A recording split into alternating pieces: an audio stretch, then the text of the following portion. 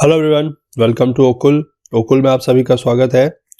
तो let's continue with this chapter, that is chapter number 12 of the NCERT class 11, that is fundamentals of physical geography. This chapter is world climate and climate change. तो इस chapter में, इस part में हम देखेंगे about the climate change. Last part में हमने about the world climate, about the types of world climate पढ़ लिया है। तो अगर अभी तक आपने हमारे चैनल को सब्सक्राइब नहीं किया है तो प्लीज़ जल्दी से सब्सक्राइब कर लीजिए, बेल आइकन प्रेस कर लीजिए सो दैट आपको हमारे आने वाले सभी वीडियोस के नोटिफिकेशन ऑन टाइम मिल सके। और प्लीज़ एक बार फिर से रिमाइंडर, प्लीज़ जाके okul.co यानी कि हमारी वेबसाइट पे okul.co पे जाके प्लीज़ क्विजेज अटेम्प्ट करना स्टार्ट कीजिए। ओके, बहुत अच्छे क्विजेज हैं और इस वीडियो के बाद आपको इस पार्ट का क्विज भी, इस चैप्टर का क्विज भी वहाँ पर मिल जाएगा, तो जाके प्लीज़ अटेम्प्ट करना स्टार्ट कीजिए। तो चलिए स्टार्ट करते हैं इस पार्ट को। Climate change. The type of climate we experience now might be prevailing over the last 10,000 years with minor and occasionally wide fluctuations. इसका मतलब है कि जो क्लाइमेट हम आज एक्सपीरियंस कर रहे हैं वो हो सकता है कि पिछले 10,000 साल के आसपास का कुछ एक टाइम पीरियड रहा हो तब से है, जिस पे थोड़ा बहुत माइनर फ्लक्चुएशंस हुए हैं या कभी कभी कुछ वाइड फ्लक्चुएशंस भी हुए हैं। The planet earth has witnessed many variations in climate since the beginning. तो क्लाइमेट में क्या हुआ है कि बहुत ज्यादा चेंजेस हुए हैं। कब से? जब से शुरुआत हुई है, that is in the beginning. तो geologist records show alteration of glacial and interglacial periods. तो ग्लेशियल पीरियड का मतलब होता है, ग्लेशियल पीरियड आपका बेसिकली ये आइस एज का एक पीरियड है।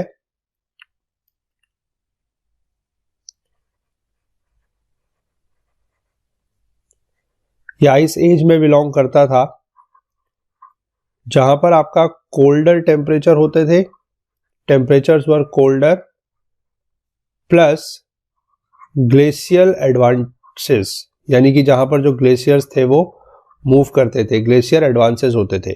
और ये इंटरग्लेशियल का मतलब है कि दो ग्लेशियल पीरियड के बीच का टाइम वो होता था इंटरग्लेशियल। ठीक है, वो है इंटरग्लेशियल। और उस पर थोड़ा सा टेम्परेचर जो थे वो वार्म हुआ करते थे।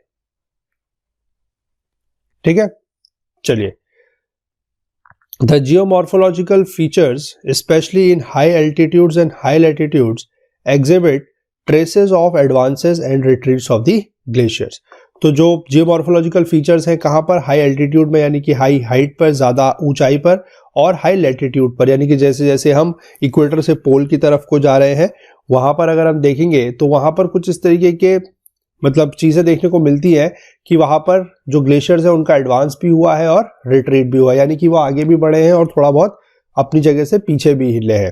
The sediment deposits in glacial lakes also reveal the occurrence of warm and cold periods. तो ये सारे के सारे बेसिकली आप एक तरीके से कह सकते हैं कि एविडेंस है कि जो पास्ट में जितने सारे क्लाइमेट चेंजेस हुए हैं ये सारा का सारा उनका क्या है? एविडेंस है।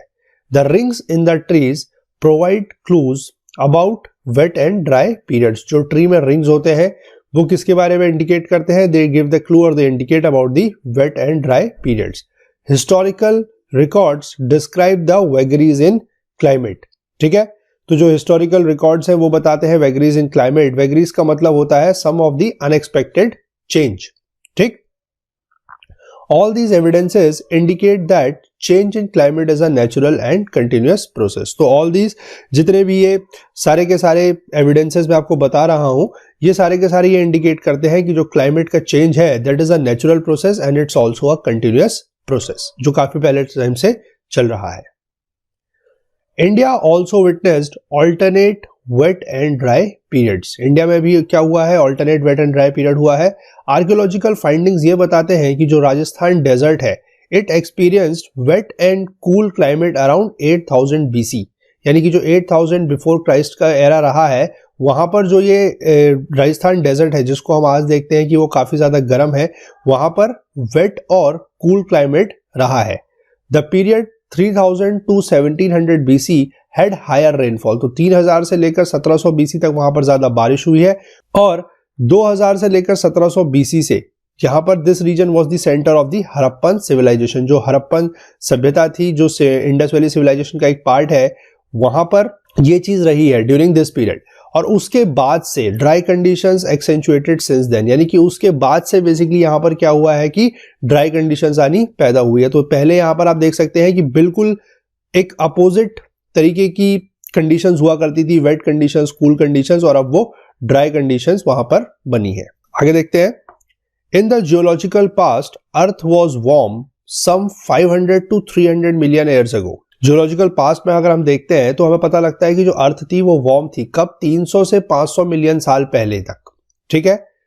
Through the Cambrian, Ordovician and Silurian periods. ये बेसिकली आप कह सकते हैं कि जो जियोलॉजिकल टाइमलाइन है ये उसके कुछ एरास के कुछ पार्ट हैं, और ये तीनों के तीनों जो है that is your Cambrian, Ordovician and Silurian, ये तीनों के तीनों अगर आप इसको देखेंगे, वैसे ज्यादा जरूरत है नहीं लेकिन फिर भी अगर आप इसको देखेंगे तो ये तीनों के तीनों जो है they belong to your Palaeozoic era, ठीक है। ये पैलियोजोइक एरा को बिलोंग करते हैं। ड्यूरिंग द प्लिस्टोसिन अपोच, अब यहां पर देखिए प्लिस्टोसिन अपोच एक नाम दिया गया है। प्लिस्टोसिन अपोच का मतलब है ये भी एक एरा है, मैं इसके बारे में भी आपको लिख के बताता हूं। मैं यहां पर लिख देता हूं इसको। प्लिस्टोसिन अपोच जो है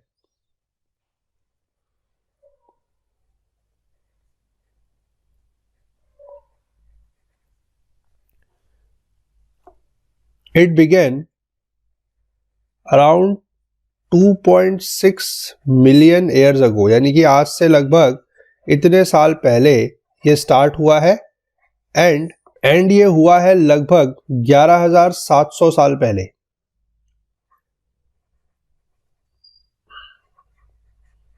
ठीक है। यानी कि आज से लगभग इतने टाइम पहले ये बिगिन हुआ था। ये भी एक एरा है प्लिस्टोसिन अपोच, और यहां पर ये चीज इस समय ये एंड हुई है। और इसके बाद जो आज का पीरियड चल रहा है, जो आज का पीरियड चल रहा है दैट इज योर होलोसेन अपोच, ठीक है। ध्यान रखिएगा आज का जो एरा चल रहा है दैट इज योर होलोसेन अपोच, और इसको आप यहां पर लिख सकते हैं दिस इज द करंट जो आजकल चल रहा है, ठीक है। तो वो लगभग 10,000 साल से अभी तक का जो एरा चल रहा है वो है होलोसेन अपोक, एपोच या epoch, whatever you call it, ठीक है। चलिए, तो Pleistocene epoch glacial and interglacial periods occurred. The last major glacial period was about 18,000 years ago. The present interglacial period started 10,000 years ago. तो जो अभी ये interglacial period चल रहा है दैट इज योर होलोसीन, ये इंटरग्लेशियल है, और इससे पहले जो ये प्लिस्टोसिन अपोच था that was your glacial period, ठीक है। चलिए आगे देखते हैं climates in the recent past. तो रीसेंट पास्ट में क्लाइमेट में क्या हुआ है, variability in climate occurs all the time. Climate में हमेशा वेरिएबिलिटी आती रहती है, हमेशा चेंज होते रहता है। The 90s decade of the last century witnessed extreme weather events. यहां पर जो 90s का एरा था वहां पर एक्सट्रीम वेदर इवेंट्स हुए हैं। The 1990s recorded the warmest temperature of the century. 1990s में जो टेम्परेचर है वो बहुत सबसे ज्यादा रहा है, वार्मेस्ट रहा है, and some of the worst floods around the world. और यहाँ पर बहुत ज्यादा क्या हुई है, वर्स्ट फ्लड्स भी आई है। The worst devastating drought in the Sahel region south of the Sahara desert. यहाँ पर जो Sahel region in the south of Sahara desert, यहाँ पर एक ड्राउट भी आया था from 1967 to 1977 is one such variability. ये एक क्या है, वेरिएबिलिटी है, ठीक है। During the 1930s severe drought occurred in south western Great Plains of the United States described as the dust bowl. तो यहां पर भी एक 1930s के दौरान यहां पर भी एक सीवियर ड्राउट आया था। Historical records of crop yield, crop failures, of floods and migration of people tell about the effects of the changing climate. तो जो हिस्टोरिकल रिकॉर्ड्स होते हैं कि कितना क्रॉप यील्ड हुआ, कितनी क्रॉप फेल हुई, कितना हमारे पास फ्लड आया और कितने लोगों ने माइग्रेशन किया, ये हमारा इफेक्ट बताता है किसका, चेंजिंग क्लाइमेट, यानी कि जो बदल रहा क्लाइमेट है उसका इफेक्ट बताता है।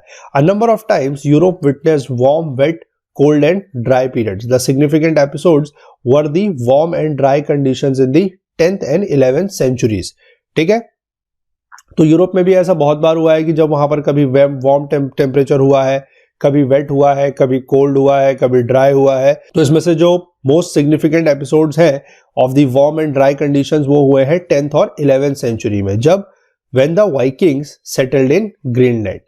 European witnessed little ice age from 1550 to 1850, यानी कि लगभग 300 साल तक यहाँ पर एक आइस एज रही है from about 1885 to 1940 world temperature showed an upward trend, यानी कि 1885 के बाद आप बात करें तो क्या हुआ है कि वर्ल्ड का जो टेम्परेचर है वो बढ़ना शुरू हुआ है, ठीक है, अपवर्ड ट्रेंड दिखाना शुरू किया है। और 1940 के बाद the rate of increase in temperature is slowed down. ध्यान रखिएगा यहां पर लिखा गया है रेट ऑफ इंक्रीज, यानी कि टेम्परेचर बढ़ रहा है, लेकिन जिस रेट से वो बढ़ रहा है, जिस रफ्तार से वो बढ़ रहा है, जिस गति से वो बढ़ रहा है, वो थोड़ा सा कम हो गई है। कब से? 1940 के बाद से। आगे देखते हैं क्या क्या है कॉजेज ऑफ क्लाइमेट चेंज, कि क्लाइमेट चेंज होने के कॉजेज क्या क्या है। The causes for climate change are many, बहुत सारे कॉजेज है क्लाइमेट चेंज होने की वजह से। They can be grouped into astronomical and terrestrial causes, यानी कुछ तो एस्ट्रोनॉमिकल कॉजेज हो सकते हैं या फिर कुछ हो सकते हैं टेरेस्ट्रियल कॉजेज। आइए देखते हैं क्या है। The astronomical causes are the changes in solar output associated with sunspot activities. जो एस्ट्रोनॉमिकल कॉजेज है वो किस पे डिपेंड करते हैं? सोलर आउटपुट पे, और जो कि किससे एसोसिएटेड है? By the sunspot activities. The sunspots are the dark and cooler patches on the sun which increase and decrease in a cyclical manner. Sunspots, ध्यान रखिएगा, डार्क एंड कूलर पैचेस होते हैं on the सन, ठीक है, जो कि घटते या बढ़ते रहते हैं in a cyclical manner. According to some meteorologist, when the number of sun spots increase, जब सन स्पॉट्स का नंबर बढ़ता है तो cooler and wetter weather and greater storminess occurs. तो क्या होता है कि जो वेदर है वो थोड़ा सा कूल हो जाता है, वेट हो जाता है और स्टॉर्म ज्यादा आते हैं। A decrease in the sunspot numbers is associated with warm and dry conditions. तो जब आपका सन स्पॉट्स बढ़ते हैं तो वहां पर, जब आपके सन स्पॉट्स कम होते हैं तो वहां पर क्या होता है कि वार्म टेम्परेचर हो जाता है और ड्राई कंडीशंस आ जाती है। लेकिन ये सारी की सारी जो फाइंडिंग्स है they are not statically significant, यानी कि ये स्टैटिस्टिकली अभी तक इसको कोई प्रूफ नहीं किया गया है, लेकिन कुछ मीटरोलॉजिस्ट इस तरीके की बातें मानते हैं। एक और एस्ट्रोनॉमिकल थ्योरी है that is your Milankovitch oscillations. तो मिलानकोविच, आप ध्यान रखिएगा, सन स्पॉट्स एक्टिविटी जो है वो रिलेटेड टू सन है, और ये जो मिलानकोविच ऑसिलेशंस है which infer cycles in the variation of the earth's orbital characteristic around the earth. जो अर्थ का ऑर्बिटल कैरेक्टरिस्टिक है अराउंड द अर्थ, अगर उसमें वेरिएशन आता है तो that is basically your Milankovitch oscillations या Milankovitch variations. The wobbling of the earth and the changes in the earth's axial tilt, क्योंकि अर्थ का जो एक्सियल टिल्ट है वो हमेशा सेम नहीं रहता, वो काफी समय के बाद, काफी मिलियन बिलियंस ऑफ ईयर्स के बाद उसका जो टिल्ट है वो थोड़ा सा चेंज होता है। तो ये सारी की सारी वजह से भी क्या होता है कि जो इंसोलेशन रिसीव्ड फ्रॉम द सन है वो कम हो जाती है, यानी कि उसमें चेंज आता है, और उससे क्या होता है कि have a bearing on the climate, यानी कि अगर वेदर का जो आप कह सकते हो कि सन का जो इंसुलेशन है अगर वो कम बाकी हो रहा है तो उसी के अकॉर्डिंग जो टेम्परेचर है या जो वेदर है वो कूलर या हॉटर हो सकता है। नेक्स्ट है volcanism is considered as another cause of climate change. Volcanism यानी कि जो आपकी ज्वालामुखी होती है वो भी एक कॉज है क्लाइमेट चेंज का। वॉल्केनिक इरप्शंस क्या करते हैं कि they throw up lots of aerosols in the atmosphere, ये एटमॉस्फेयर में एरोसोल थ्रो करते हैं, और ये एरोसोल क्या होते हैं? These aerosols remain in the atmosphere for a considerable period of time reducing the sun's radiation reaching the earth surface. तो ये जो एरोसोल्स हैं ये आपके एटमॉस्फेयर में रहते हैं for a considerable period of time, काफी लंबे टाइम तक रहते हैं, और उसकी वजह से क्या होता है कि जो सन की रेडिएशन है वो अर्थ में कम पड़ती है, तो उससे क्या हो जाता है कि थोड़ा सा टेम्परेचर कम हो जाता है। After the recent Pinatubo and Alcyon volcanic eruptions, the average temperature of the Earth fell to some extent for some years. यानी कुछ सालों तक क्या हुआ था कि उसके बाद जो टेम्परेचर था वो कम हो गया था। अगला है most important anthropogenic effect. Anthropogenic effect का मतलब होता है जो ह्यूमंस द्वारा किया जाता है, ठीक है, bye humans on the climate is the increasing trend in the concentration of green house gases. जो ग्रीन हाउस गैसेस का कंसंट्रेशन बढ़ता जा रहा है वो एक बहुत ज्यादा इंपॉर्टेंट इफेक्ट है in the atmosphere which is likely to cause global warming. उसकी वजह से क्या होता है? ग्लोबल वार्मिंग होती है। आइए देख लेते हैं क्या है ये global warming. Due to the presence of green house gases the atmosphere is behaving like a greenhouse. तो ग्रीन हाउस बेसिकली क्या होता है कि आपने देखा होगा कि जो ठंडे इलाके होते हैं वहां पर जनरली आपने एक चीज नोटिस की होगी कि एक इस तरीके की एक हाउस टाइप का बनाया जाता है जहां पर प्लांट्स को प्रिजर्व करते हैं, ठीक है, क्योंकि बहुत ज्यादा ठंडा होता है तो प्लांट्स को प्रिजर्व करने के लिए एक हाउस टाइप का बनाया जाता है, जिसपे क्या होता है कि जो बाहर से सनरेज होती है, ये चीजें हम सब पढ़ चुके हैं कि जो सन से सनरेज आती है उनका टेम्परेचर क्या होता है? ज्यादा होता है, तो दे आर शॉर्ट वेव्स, उनका जो रेडिएशन की जो वेवलेंथ है वो शॉर्ट होती है, तो वो उसके थ्रू पास कर जाती है, ग्लास के थ्रू, या जो वो एक शील्ड टाइप की बनी होती है, ठीक है। लेकिन जब वो टेरेस्ट्रियल रेडिएशन बन के वापस रिफ्लेक्ट करती है तो वो वापस नहीं जा पाती है, यानी कि it behaves as transparent to your short wavelength radiations and it behaves as opaque to the long wave radiations. ठीक है, तो उस वजह से क्या होता है कि उसके अंदर जो टेम्परेचर है वो गर्म बना रहता है और जो प्लांट्स है वो प्रिजर्व रहते हैं। इसका एक बड़ा कॉमन एग्जांपल है, अगर आपने कभी देखा हो कि किसी कार या बस में जनरली क्या होता है कि जब वो किसी गर्म, सपोज कीजिए गर्मियों के दिनों में किसी धूप में अगर आपने गाड़ी पार्क करी है और उसके शीशे अगर बंद है, ठीक है, उसके जो विंडशील्ड्स हैं, जो डोर्स हैं वो क्लोज्ड है, और उसके बाद आप जाके अचानक से उस गाड़ी को खोलते और उसके अंदर बैठते हैं, तो आप देखेंगे कि बाहर के कंपैरिजन में उसके अंदर का टेम्परेचर जो है वो बहुत ज्यादा होगा। तो ये बेसिकली आपका एक day to day life example है जिसको आप खुद भी एक्सपीरियंस कर सकते हैं of the greenhouse effect. तो यही बात यहाँ पर इस बॉक्स में लिखी गई है जो मैंने अभी आपको समझाई है, ठीक है, कि ग्रीन हाउस इफेक्ट क्या होता है। यही पूरी चीज यहाँ पर लिखी गई है। The atmosphere also transmits the incoming solar radiation but absorbs the vast majority of the long wave radiation emitted upward by the earth surface, जिसको हम टेरेस्ट्रियल रेडिएशन बोलते हैं। The gases that absorb long wave radiation are called greenhouse gases, उनको greenhouse gases बोला जाता है। The processes that warm the atmosphere are often collectively referred to as the greenhouse effect. आगे देखते हैं कि green house gases हमारे पास कौन कौन सी है।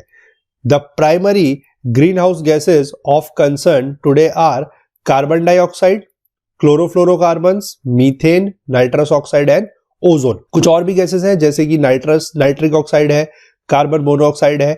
ये आपकी ग्रीन हाउस गैसेस के साथ रिएक्ट करती हैं और effect there concentration in the atmosphere, और उनके एटमॉस्फेयर में उनका जो कंसंट्रेशन है उसको इफेक्ट करती है। देखिए, the effectiveness of any green house gas molecule will depend upon the magnitude of the increase in its concentration. एक तो डिपेंड करेगा कि उसका जो मैग्नीट्यूड है, यानी कि उसका जो इंक्रीज, जो उसकी कंसंट्रेशन बढ़ने का जो मैग्नीट्यूड है वो कितना है, पहली चीज। दूसरी चीज है it's life time in the atmosphere, कि उसका एटमॉस्फेयर में लाइफ टाइम कितना है, कि अगर वो एक बार एटमॉस्फेयर में पहुंचती है तो वो कितने टाइम तक एटमॉस्फेयर में घूमती रहेगी।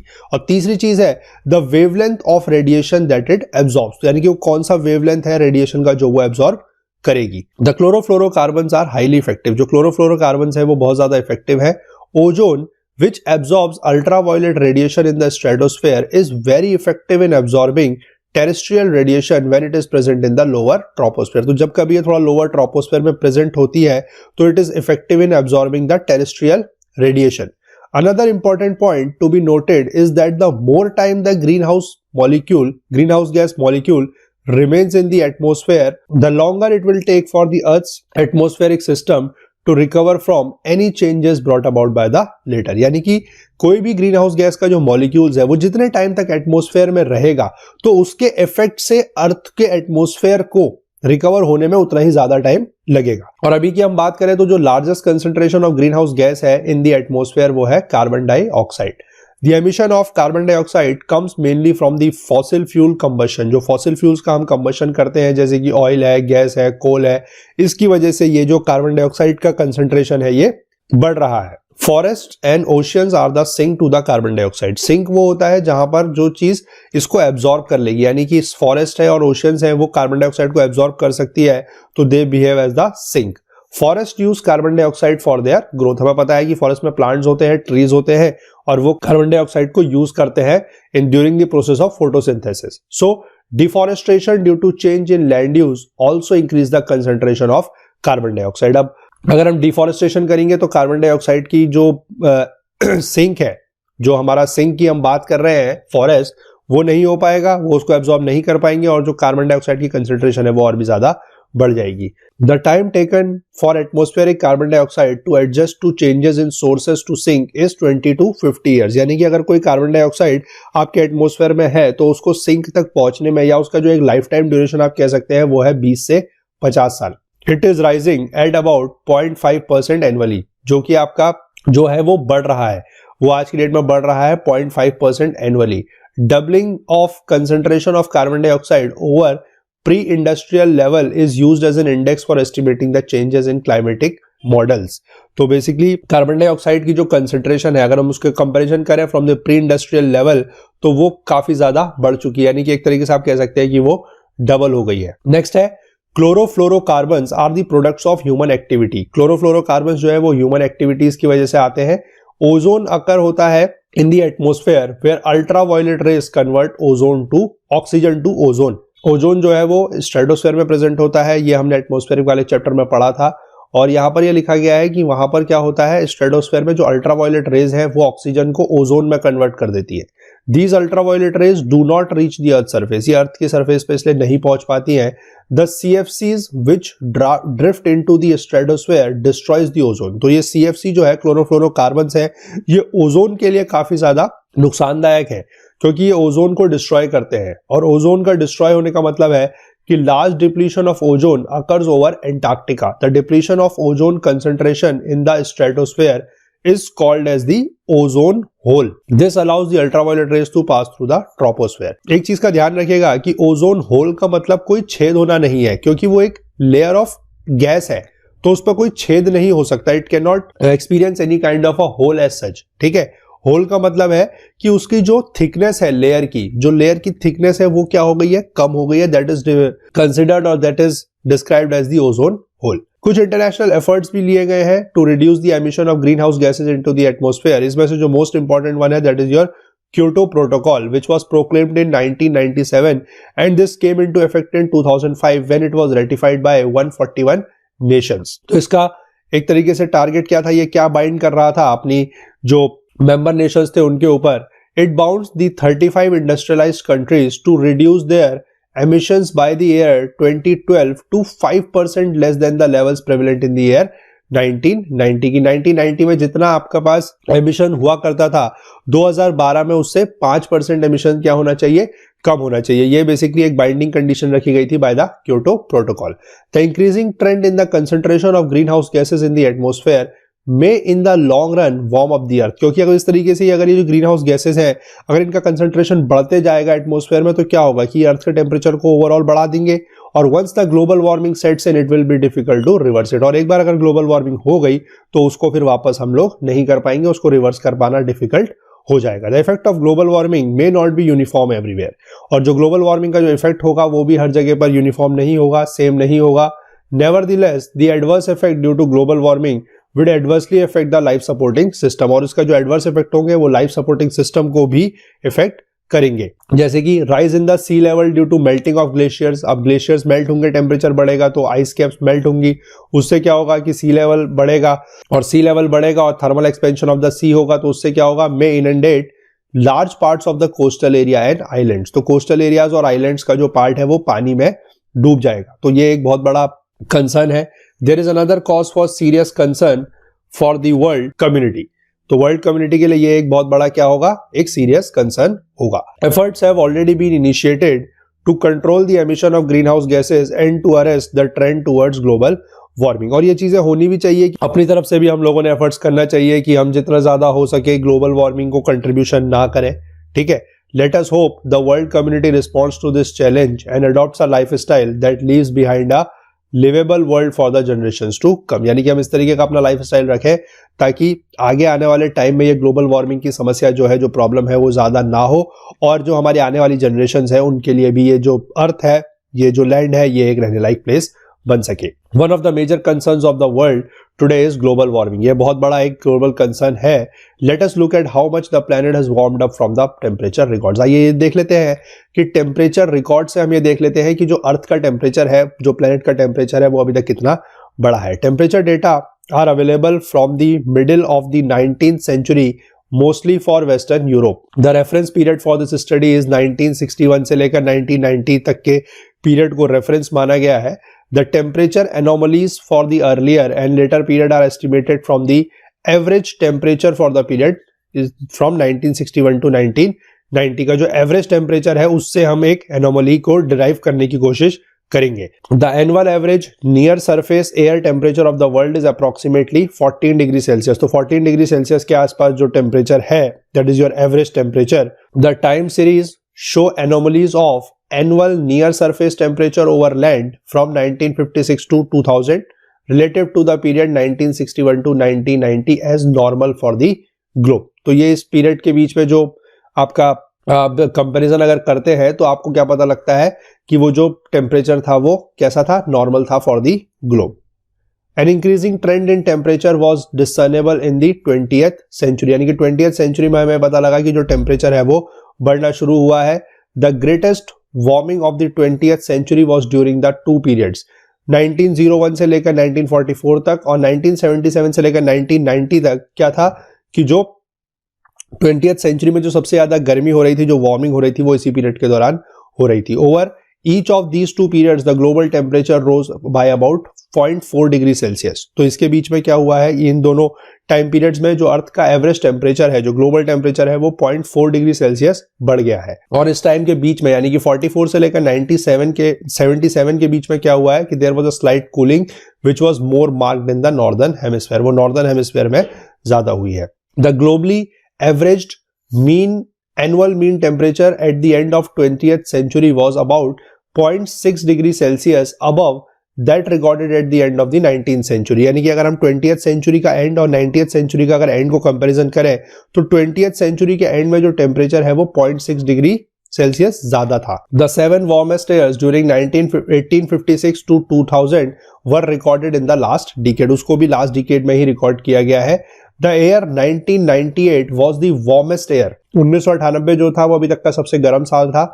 Probably not only for the 20th century but also for the whole millennium. तो यानी कि सिर्फ और सिर्फ आप कह सकते हैं कि 20th century के लिए ही नहीं बल्कि पूरे के पूरे मिलेनियम के लिए में अगर कंपैरिजन किया जाए तो ये जो 1998 का साल था ये बहुत ज्यादा गर्म था. ये आप कह सकते हैं कि ये वार्मेस्ट था. तो यहाँ पर कुछ इमेजेस दिखाई गई है इस तरीके की. न्यूज आपको जनरली क्या होता है कि रोज आप देख सकते हैं कहीं भी अखबार में, जैसे कि green house gases rising alarmingly और Gangotri shrinking 23 metre every year और air pollution biggest killer in South East Asia says WHO. तो इस तरीके की जो न्यूज़ है वो आपको काफ़ी ज़्यादा देखने को मिलती हैं.